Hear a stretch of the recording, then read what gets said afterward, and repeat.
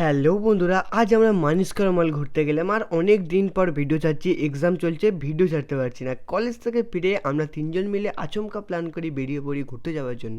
Google map দেখতে দেখতে প্রায় 1.8 কিলোমিটারের মতো পায়ে হেঁটে হাঁটতে হাঁটতে গল্প করতে করতেই চলে আসি মানিস্কার মল। তার মাঝেই যেতে যেতে দেখে নি সুন্দর কলকাতা সল্টলেকের রাস্তার দৃশ্য, তার সাথে সল্টলেক স্টেডিয়ামের মেট্রো স্টেশন।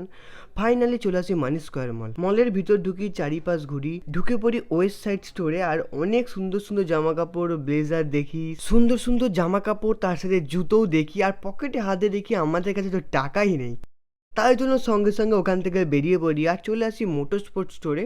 ওখানে চারিপাশের গেমিং জিনিসপত্রগুলো দেখে পুরো মজা চলে আসে।